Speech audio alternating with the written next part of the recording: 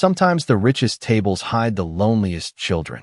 The sound of a silver spoon hitting porcelain cut through the ballroom like shattered glass. Conversation stopped. Crystal chandeliers continued glowing above the crowd, but beneath their golden light, every head slowly turned toward the small boy at the center of the table. 8-year-old Ethan Sterling sat frozen in his velvet dining chair, his tiny hands trembling beside a bowl of untouched tomato soup. Tears streamed silently down his pale cheeks as his breathing turned uneven and sharp. Around him sat men worth billions of dollars. Investors from Dubai, executives from Silicon Valley, politicians with polished smiles and watches worth more than most American homes. Yet not one of them knew what to do. The rooftop restaurant overlooking Manhattan had been transformed into a private kingdom for the evening. Floor-to-ceiling windows framed the glittering skyline like diamonds scattered across black velvet. A violinist played softly near the marble staircase. Waiters moved quietly between tables carrying trays of Wagyu steak, lobster tails, and expensive wine poured from bottles older than some people in the room. It was supposed to be the most important business dinner of Nathaniel Sterling's year.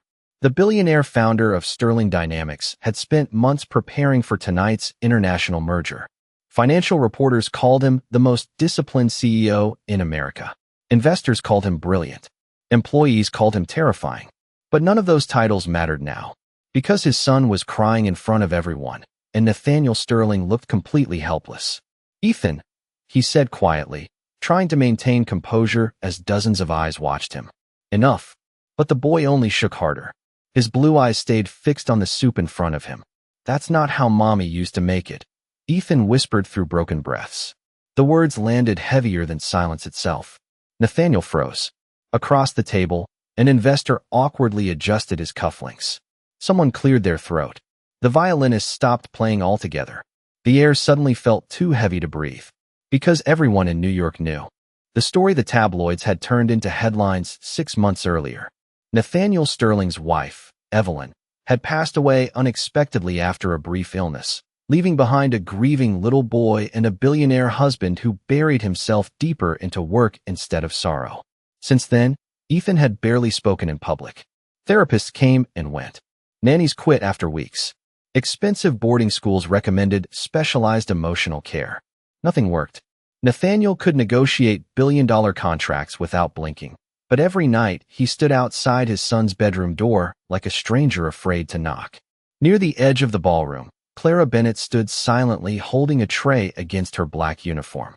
Most guests never noticed the waitstaff unless something went wrong. But Clara noticed everything. She noticed Ethan's small fingers gripping the napkin too tightly. She noticed the panic hiding behind his tears. And she noticed the exhausted look in Nathaniel Sterling's eyes, the look of a man slowly realizing money could buy comfort, security, and power, but not warmth. Clara took one slow breath and stepped away from the wall before anyone could stop her. Several executives frowned immediately. One of the managers opened his mouth to intervene. A waitress was not supposed to approach the Sterling table uninvited, especially not during a multi-billion-dollar dinner. But Clara kept walking anyway, quietly, gently, like someone approaching a frightened child instead of the most powerful family in the room. Then she knelt beside Ethan's chair, lowered her voice to barely above a whisper, and said the words that would change every life at that table forever. "Sweetheart," she said softly, "he doesn't need another nanny tonight. He only needs a mom." For a moment, nobody in the ballroom moved. The skyline beyond the glass windows shimmered in silence while the city below continued rushing through its ordinary Friday night, completely unaware that inside one of Manhattan's most expensive restaurants, a billionaire was being quietly dismantled by a single sentence from a waitress. Nathaniel Sterling stared at Clara Bennett as if he had forgotten how to breathe. His jaw tightened slightly, but not from anger. It was something deeper, something dangerously close to shame. Ethan's crying slowly softened into uneven little breaths. The boy looked up at Clara with wide, watery eyes, surprised that someone had finally spoken to him instead of around him. Most adults treated his sadness like a problem to solve quickly, a disruption, a stain on expensive evenings and polished schedules. But this stranger with tired eyes and a simple black uniform spoke to him as though his grief mattered. Clara gently reached for the white linen napkin beside his plate. Her fingers moved carefully, folding the fabric with quiet precision while the room continued watching in stunned silence. Fold after fold, the plain cloth slowly transformed into a swan. Ethan blinked hard. His breathing caught again, but this time for a different reason. "Mom used to make those," he whispered. Clara smiled softly. "Mine too," she replied. The lie came naturally, not because she wanted to deceive him, but because some children needed comfort more than facts. Ethan carefully took the folded swan into his small hands like it was something fragile and sacred. Nathaniel felt something inside his chest twist painfully. He had seen therapists charge $500 an hour fail to calm his son. He had flown specialists from Boston and Los Angeles into their penthouse. One child psychologist suggested boarding school in Switzerland. Another recommended medication adjustments. Every expert spoke about Ethan like a complicated business problem with charts and treatment plans. Yet this waitress had done more in 30 seconds than all of them combined. Across the table, the Dubai investors exchanged uncertain glances. One of them, an older man named Omar Al-Hadid, slowly lowered his wine glass and studied Clara carefully. He recognized something the others missed: the difference between service and compassion. There was a quiet dignity in the young woman's voice that money could not imitate. Nathaniel finally cleared his throat. "Ethan," he said carefully, "why do not we step outside for a minute?" Normally the boy would refuse. Normally he would pull away or retreat into silence. But tonight was different.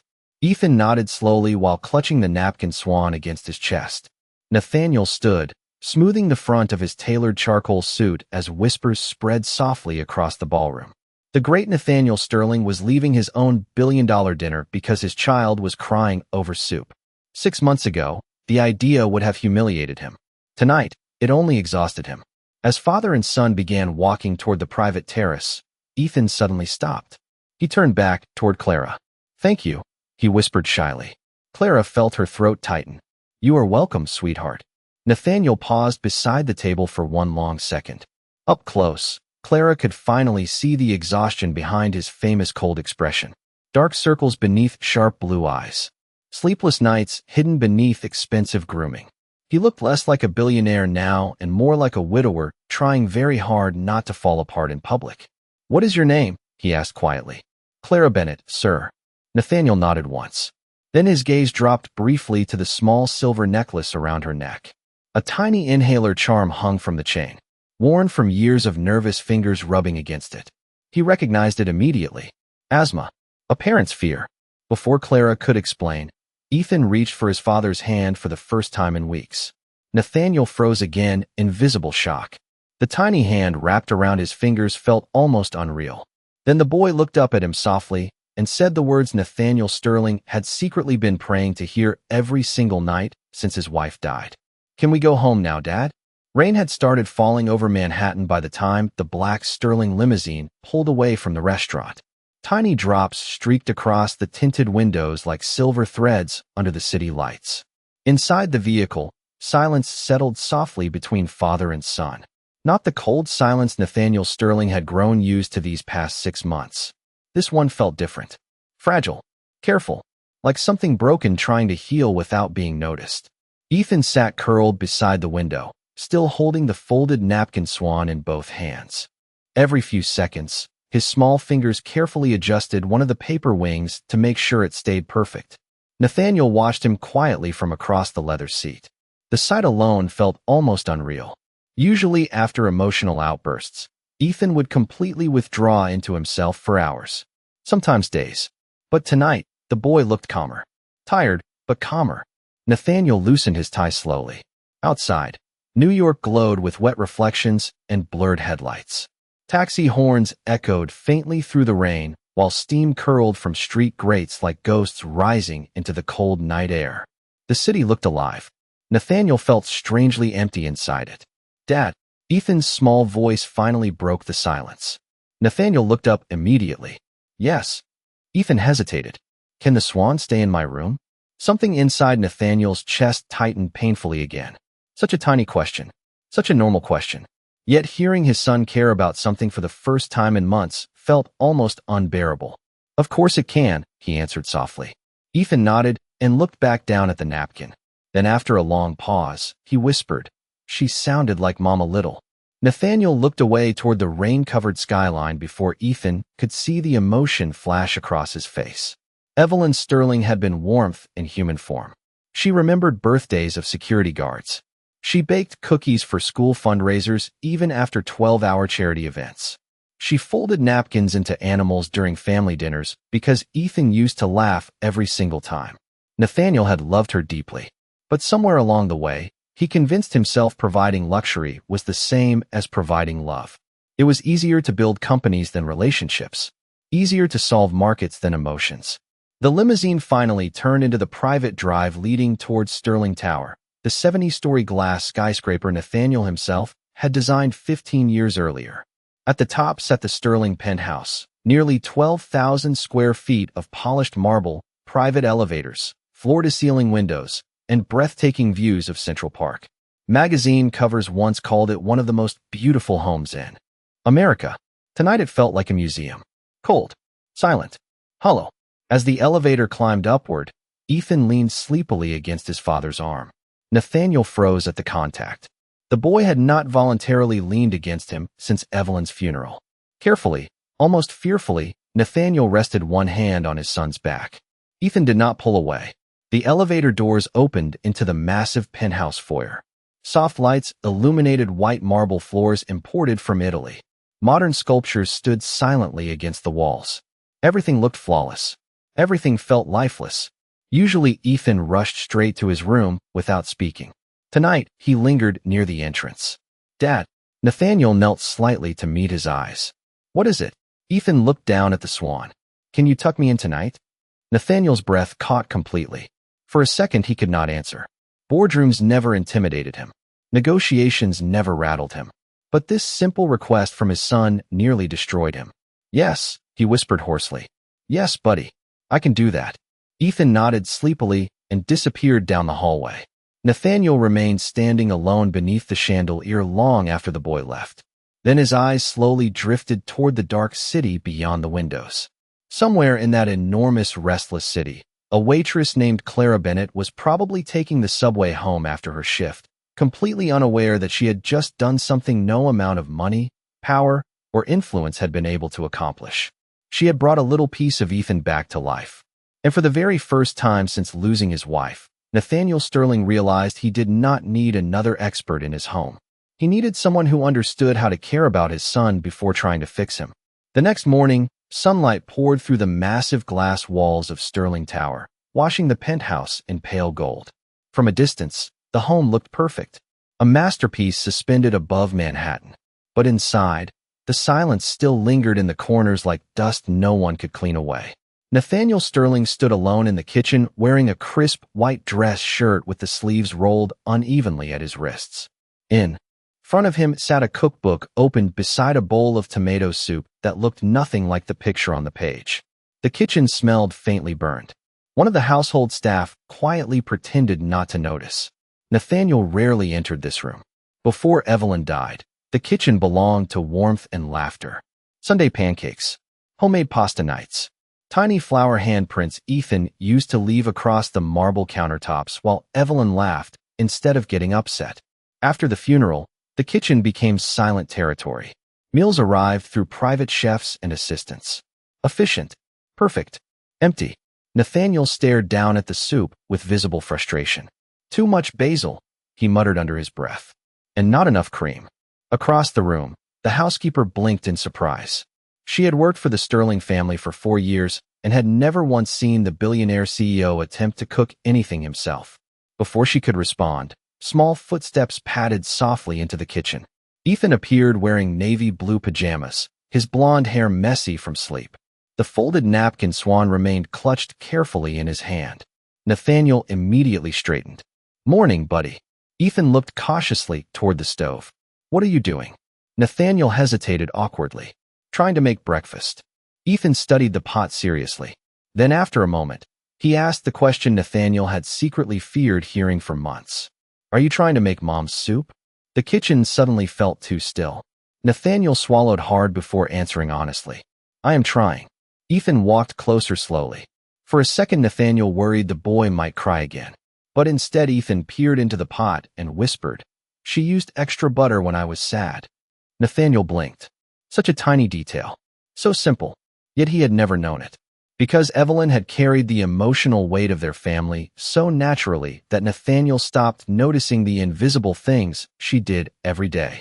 He knew stock market patterns better than his son's favorite comfort meal. The realization hit him harder than any boardroom defeat ever had. Ethan climbed onto one of the tall kitchen stools while Nathaniel quietly added more butter to the soup. For the first time in months, father and son sat in the same room without tension crushing the air between them. Outside the windows, helicopters crossed the Manhattan skyline, while yellow taxis crawled through morning traffic far below. Inside the penthouse, something softer was beginning to return. Something human. Ethan looked down at the napkin swan again. Do you think the waitress has kids? Nathaniel paused. The question surprised him. Why do you ask? Ethan shrugged lightly. She talked like a mom. Nathaniel remembered the small inhaler charm hanging from Clara Bennett's necklace. Worn silver, rubbed smooth from anxious fingers. A parent's habit. A parent's fear. I think she probably does, he answered quietly. Ethan nodded thoughtfully before taking a small bite of soup. Then another. Nathaniel froze in complete disbelief. It was the first full meal Ethan had willingly eaten in nearly a week. The housekeeper discreetly turned away, pretending to organize dishes so nobody would see tears gathering in her eyes. Nathaniel sat perfectly still, afraid even breathing too loudly might break the fragile moment. Then Ethan looked up and gave the smallest smile imaginable. Tiny, brief, but real. Nathaniel felt his chest tighten painfully again. Not from grief this time, from hope. And somewhere deep inside, a thought began forming that he could no longer ignore. He needed to find Clara Bennett. By Monday morning, Sterling Dynamics had already returned to its usual rhythm of controlled chaos. Elevators opened and closed every few seconds inside the glass headquarters overlooking the Hudson River. Executives rushed through marble corridors carrying tablets and espresso cups. Giant digital screens tracked international markets in glowing streams of green and white numbers. Everything moved fast. Everything moved perfectly. But Nathaniel Sterling could not stop thinking about a waitress with tired eyes and a silver inhaler charm around her neck. He sat alone inside his office on the top floor, staring out at the gray Manhattan skyline, while an untouched cup of coffee cooled beside him. Normally Monday mornings were sacred territory. Meetings began at 7 sharp. Acquisitions were reviewed before 8. Every minute of Nathaniel's schedule was calculated with military precision. Today, none of it held his attention. Across from him, his executive assistant Lauren carefully reviewed the morning agenda. You have the Zurich conference call at 10, the aerospace contract review at 11, and cancel lunch, Nathaniel interrupted quietly. Lauren blinked. Sir. Nathaniel finally turned away from the windows. I need information on someone. Lauren immediately opened her tablet. Of course. Who? Nathaniel hesitated for half a second. Somehow saying her name aloud inside this billion-dollar office felt strangely personal. Clara Bennett, he answered. She works at the Grand Aurelia rooftop restaurant. Lauren's eyebrows lifted slightly in surprise, though years of executive training kept her expression composed. Nathaniel rarely noticed employees outside his corporate world. I will have human resources look into it immediately. No, his response came sharper than intended. Lauren straightened slightly. Nathaniel exhaled slowly and softened his tone. No corporate investigation. No background checks. I just need a way to contact her. Lauren nodded carefully. Understood. The office fell quiet again. Beyond the glass walls, helicopters drifted between skyscrapers while rain clouds rolled low across the city. Nathaniel rubbed one hand across his jaw tiredly. He had spent most of his life believing every problem could be solved through control. More money, better strategy, smarter people. But grief did not obey logic. Loneliness did not respond to wealth. And somehow a woman earning hourly wages had understood his son better than every specialist he had hired. The thought unsettled him more than he wanted to admit. At that exact moment across the city, Clara Bennett stood inside a crowded pharmacy in Queens counting crumpled bills beneath harsh fluorescent lights. Her dark green waitress uniform had been replaced by faded jeans and a gray sweater worn thin at the sleeves. Beside her stood a tiny girl with curly blonde hair and pink sneakers swinging nervously above the linoleum floor. 6-year-old Lily Bennett pressed a small stuffed rabbit against her chest while fighting back a cough. Clara glanced anxiously toward the pharmacist behind the counter. "How much after insurance?" she asked softly. The pharmacist typed a few numbers before answering apologetically. $214. Clara's stomach sank instantly. She looked down at the folded bills in her hand. $83. Not enough. Not even close. Lily tugged lightly on her sleeve. "Mommy." Clara quickly forced a smile onto her face. "It is okay, sweetheart." But it was not okay. Winter always made Lily's asthma worse. The inhalers kept getting more expensive every year. Clara had already picked up extra shifts at the restaurant. She skipped meals sometimes to save money. Last month, she secretly sold her grandmother's bracelet to cover a hospital copay. Still, it never felt like enough. The pharmacist lowered her voice kindly. "I can hold the prescription until Friday if that helps." Clara nodded slowly, humiliation warming her cheeks. "Thank you." Lily looked up at her mother with wide blue eyes. "Did I do something bad?" Clara's heart broke instantly. She crouched down beside her daughter and gently brushed loose curls away from her face. "Oh, baby, no. Never." Lily hugged the stuffed rabbit tighter. Clara smiled softly despite the exhaustion in her eyes. "Come on," she whispered. "Let us get pancakes before school." Outside, cold wind swept through the Queen's sidewalks as traffic splashed rainwater along the curb. Clara held Lily's tiny hand tightly while they disappeared into the crowded morning streets, completely unaware that one of the most powerful men in America had just begun searching for them. That evening, snow began falling lightly over Queens. Tiny white flakes drifted beneath flickering streetlights while old buses groaned through wet intersections and steam rose from subway grates into the freezing air. Clara Bennett climbed the narrow staircase to her apartment with grocery bags hanging from tired wrists and Lily half asleep against her shoulder. The building smelled faintly of old radiator heat and laundry detergent. Somewhere down the hallway, a television played too loudly through thin walls. Apartment 4B sat near the end of the corridor. Small, worn, safe. Clara pushed the door open carefully with her elbow and stepped inside. Warm yellow lights spilled across faded carpet and secondhand furniture collected over years of surviving one paycheck at a time. The apartment was barely 700 square feet, but every corner carried evidence of love. Crayon drawings covered the refrigerator. Tiny rain boots sat drying beside the heater. A bookshelf leaned slightly crooked beneath stacks of library books about princesses, astronauts, and sea animals. Clara gently set Lily down onto the couch beneath a knitted blanket. The little girl immediately curled around her stuffed rabbit and coughed softly into the cushion. Clara's expression tightened with concern before she quietly reached into her purse and checked the nearly empty inhaler again. 3 doses left. Maybe 4 if they stretched it carefully. Her chest filled with the familiar weight of invisible panic parents carried when money and fear collided. "Mommy," Lily whispered sleepily. "Did the rich people at work like your food yesterday?" Clara smiled faintly despite everything. "I think they liked the chef's food more than mine." Lily giggled softly before another cough interrupted her. Clara sat beside her daughter and gently brushed curls away from her forehead. "How about grilled cheese tonight?" Lily nodded immediately. "With tomato soup?" Clara froze for the smallest moment. Tomato soup.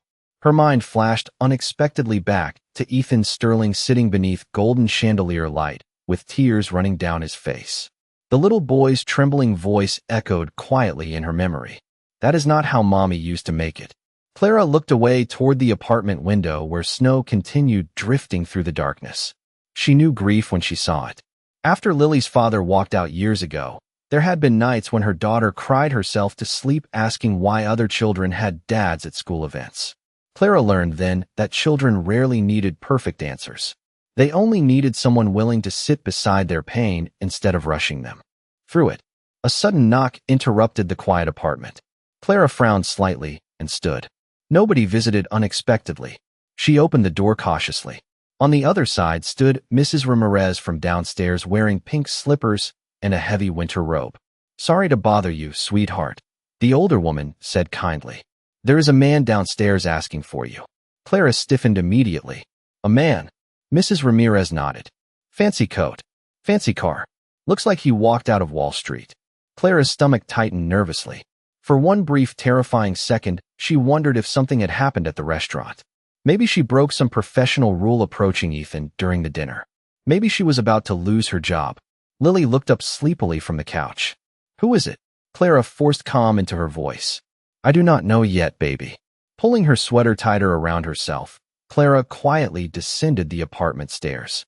The old building creaked softly beneath each step.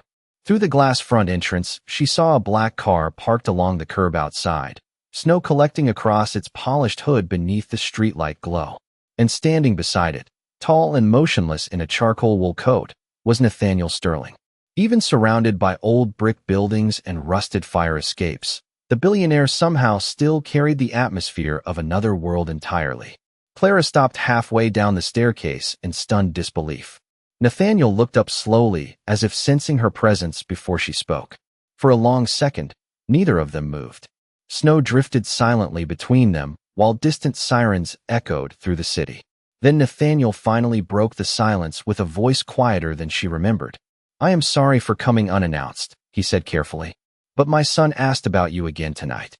Clara stood at the bottom of the apartment staircase, gripping the wooden railing tightly, while snow drifted past the glass entrance behind Nathaniel Sterling. Up close, he looked different from the man the world saw on magazine covers. Less polished, less untouchable. There was exhaustion in the way he carried himself now, like grief had quietly added years to his shoulders. Clara glanced nervously toward the black car waiting outside, with its engine humming softly in the cold. "Is Ethan okay?" she asked immediately. Nathaniel nodded once. "He is better tonight." Relief visibly softened Clara's face before caution quickly returned. "Then why are you here?" Nathaniel looked briefly down at the wet sidewalk collecting snow around his polished shoes.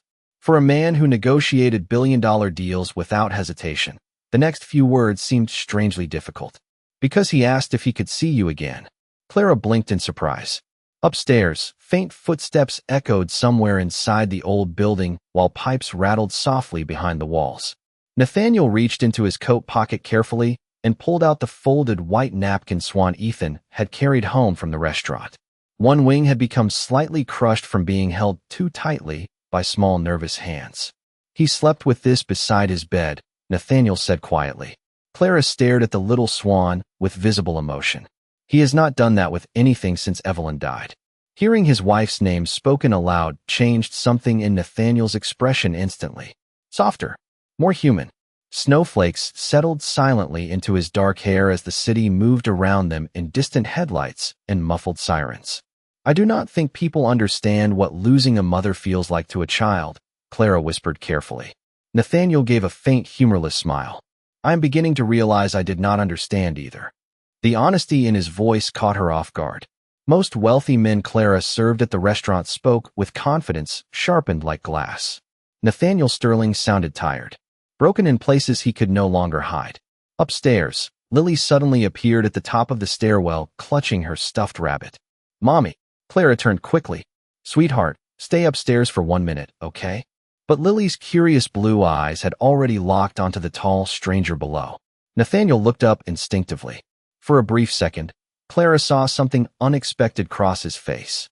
Recognition, not of the child herself, but of the exhaustion hidden inside small children forced to grow up around adult worries. Too early. Lily coughed softly into her sleeve. Nathaniel's gaze immediately flicked toward the silver inhaler charm resting against Clara's neck. The tiny detail finally made complete sense. "Your daughter?" he asked gently. Clara nodded. "Lily. She has asthma." Nathaniel looked back toward the little girl standing barefoot at the top of the stairs in oversized pajamas. He noticed the worn rabbit missing one button eye, the faded knees of her pajama pants, the careful way Clara watched her daughter's breathing between coughs. Suddenly the memory of Lauren mentioning Clara worked double shifts at the restaurant hit him harder than expected. This woman who somehow calmed his son in seconds was carrying struggles of her own every single day. "You should not be out in this cold," Clara said softly, trying to regain composure. Nathaniel looked at her for a long moment before answering quietly. "Neither should you." The words hung strangely between them. Not flirtation, not pity, recognition. Two exhausted parents standing in the snow pretending they were not terrified of failing the children depending on them. Finally, Nathaniel reached into his coat again and handed Clara a small business card. Matte black. Simple silver lettering. Tomorrow afternoon, he said carefully. Ethan has a therapy appointment at the penthouse. He refuses to speak to the therapist anymore. Clara immediately shook her head nervously. Mr. Sterling, I am not qualified for something like that. Neither am I, Nathaniel admitted quietly. The honesty in his voice stunned her again. He looked briefly toward Lily before continuing. But somehow my son smiles when you are around. Clara lowered her eyes to the business card in her hands while snow continued falling softly around them. For the first time in months, Nathaniel Sterling felt something unfamiliar enter the empty spaces grief had carved inside his life. Not certainty, not control, hope. The following afternoon, Clara Bennett stood frozen inside the private elevator rising toward the top floors of Sterling Tower, while Lily held tightly onto her hand beside her. Soft piano music drifted through hidden speakers overhead. The elevator. Walls shimmered with brushed gold and dark walnut wood polished, so perfectly Clara could see her nervous reflection staring back at her. Lily's eyes widened as the floor numbers climbed higher and higher. Mommy, she whispered softly. This elevator is bigger than our apartment. Clara almost laughed despite her nerves. Almost. She smoothed the wrinkles from her navy sweater again, while trying not to think about how completely out of place she felt inside this world. She had served wealthy people for years, but being invited into their private lives was different. Far more intimate, far more dangerous to the heart. The elevator doors opened silently into the Sterling penthouse foyer. Warm afternoon sunlight flooded through towering glass windows overlooking Central Park, dusted with fresh snow. Everything looked impossibly beautiful. Marble floors gleamed beneath soft lighting. A white piano rested near the fireplace like something from a magazine cover. Yet beneath all the luxury, Clara immediately noticed something else. Quiet. Not peaceful quiet. Lonely quiet. The kind that settles into homes after grief stays too long. Nathaniel Sterling stepped forward from the living room wearing dark jeans and a charcoal sweater instead of one of his usual tailored suits. Without the armor of business clothing, he looked strangely younger, more human. Thank you for coming, he said quietly. Clara nodded politely. Lily peeked shyly from behind her mother's side, clutching the stuffed rabbit against her chest. Nathaniel knelt slightly to meet her eye level. You must be Lily. Lily nodded carefully. Nathaniel gave the smallest smile. Ethan has been asking if you like hot chocolate. Before Clara could answer, hurried footsteps echoed down the hallway. Ethan appeared wearing a navy sweatshirt and socks sliding slightly across the marble floor. The moment he saw Clara, his entire face changed. The sadness still lived there, but now something brighter flickered underneath it. You came, he breathed. Clara smiled warmly. I said I would try. Ethan immediately noticed Lily hiding behind her mother. Who is that? My daughter, Clara answered softly. Lily gave a tiny nervous wave. Ethan stared at the stuffed rabbit in her hands. Its eye fell off. Lily looked embarrassed. Mom says she will fix it when she has time. Ethan thought seriously for a moment before taking the napkin swan from his sweatshirt pocket. He had carried it with him again. Carefully, he held it out toward Lily. You can hold this while she fixes it. Clara felt her throat tighten instantly. Nathaniel quietly looked away toward the windows, pretending not to notice the emotion suddenly flooding the room. Children recognized loneliness in each other faster than adults ever did. Within minutes, Ethan and Lily sat cross-legged on the living room carpet building tiny paper animals from old napkins Clara found near the kitchen. For the first time in nearly a year, laughter drifted naturally through the Sterling penthouse. Small laughter, fragile laughter, but real. Nathaniel stood near the kitchen island silently, watching his son smile at another child, while afternoon sunlight painted gold across the room. The sight nearly undid him. I have not heard that sound in months, he admitted quietly to Clara. She followed his gaze toward the children. Kids do not need perfect words, she said softly. They just need to feel safe enough to be sad.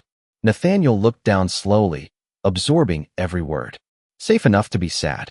No therapist had ever phrased it that way. They talked about behavioral regression and emotional processing. Clara spoke about Ethan like he was simply a hurting little boy instead of a complicated diagnosis. A sudden cough interrupted the moment. Lily pressed a hand lightly against her chest while trying to hide it. Clara immediately reached into her purse for the inhaler with practiced speed. Nathaniel noticed the movement instantly.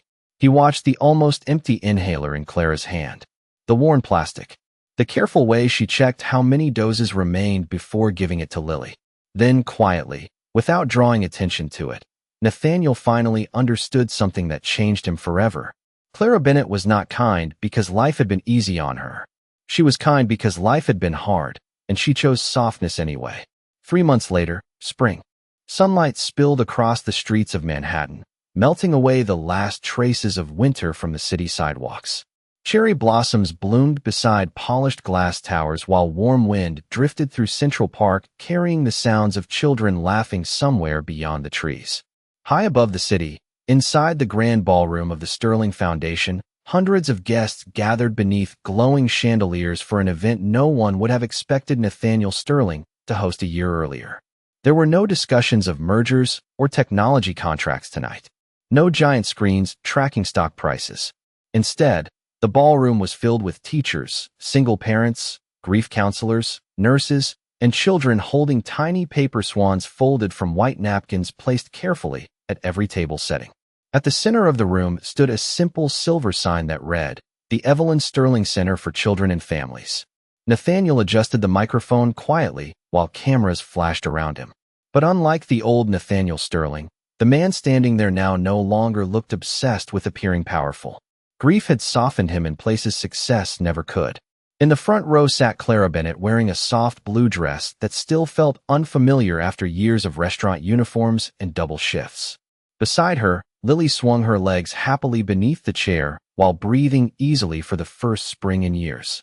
2 weeks earlier, Nathaniel had quietly ensured Lily received the specialist treatment Clara could never afford alone. He never mentioned it publicly. He simply called it helping family. Near them sat Ethan Sterling, smiling as he carefully folded another napkin swan beside Lily. The boy looked different now, lighter somehow. The deep sadness in his eyes no longer swallowed every part of him whole. He still missed his mother. He always would. But now he laughed again, ate dinner again, slept through the night again.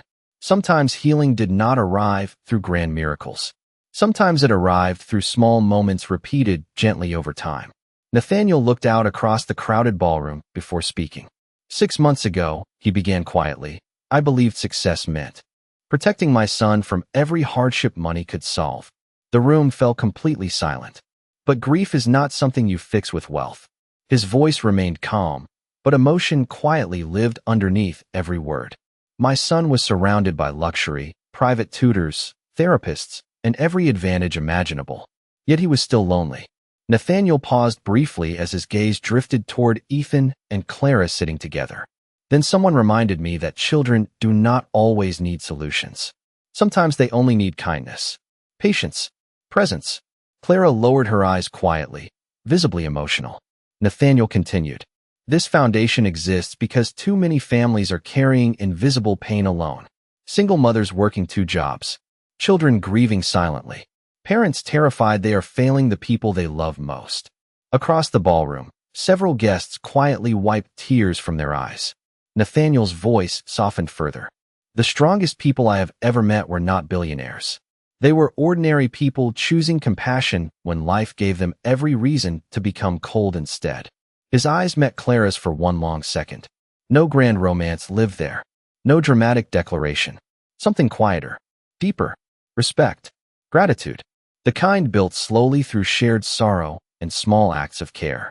Suddenly Ethan stood from his chair and walked toward the stage, clutching a folded paper swan in his hands. The ballroom watched curiously as the little boy climbed beside his father and reached for the microphone carefully. Nathaniel instinctively steadied it lower for him.